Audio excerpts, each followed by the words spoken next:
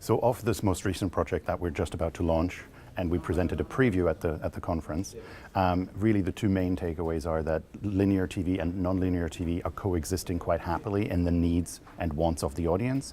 And the other one is that the main TV set is still and absolutely remains the main focal point for our audiences, and that's where they want to consume content, and only when it's not available do they move on to the other screens that are there. So at Viacom, we do more research than anybody else, and we really believe that research drives our business completely forward. It eventually drives the reinvention of our business. So for us, it drives the marketing, the creative executions, programming, and our partnerships. So we spend a lot of time and efforts in really understanding our audiences, ranging from kids and families through youth all the way to the Comedy Central Paramount Channel audiences, because we really do believe that we want them to tell us where we want to go next. And that's then how we deal with that and how we react and respond to their needs and wants. So some of the examples of how Viacom is reacting to the nonlinear wants and needs and expectations, more likely, is that for Nickelodeon we've launched a thing called the Nick app, which has the Do Not Touch button. It's my favorite element of them all. That's launched internationally. On MTV and Comedy Central we have apps as well that are non-linear video consumption things.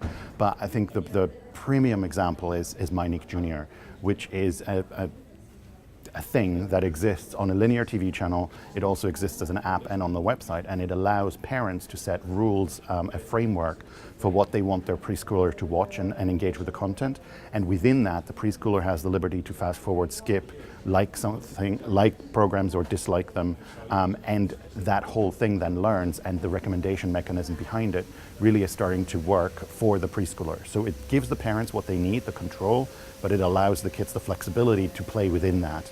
So we're bringing up a generation of people that are absolutely used to dealing with things in a nonlinear way. 3-year-olds know how to use an iPad before they know how to tie their shoelaces. And that's the expectation. They want technology to make their lives better, faster, and easier, and video content lives within that ecosystem. So we're figuring out ways of how to do that. I don't think that the industry was the fastest, but we're definitely on the track now. And what we've also found is that people will find ways to consume content in the way they want to, regardless of if you allow it or not. So that means we really want to work with our operators, our platforms, and the consumers to give everybody the best experience that they can have. I absolutely think that going at the market and looking at what other people are out there offering, and including ourselves, that absolutely this is a rising area. People are out there offering various different engagement points, and that's definitely the future. Well, I'm going to quote one of our respondents from Russia who said that he believes television will absolutely stay on our TV screens because it's an easy way to consume something. And I think that's what we're seeing, is we're seeing the difference between the lean forward and the lean back, the active and the passive engagement with content is coming to the forefront again. It had gone away a bit, but it's now definitely still there, because around the TV screen, in the living room, or in the kitchen if you're in Russia, that is absolutely something that is a passive, or can be a passive experience. It will always remain a social experience. It has been and is now as well, through social media adding to that. But the active engagement of if and when I want to look for something, I will find it, that is definitely something that's going to continue to increase and grow.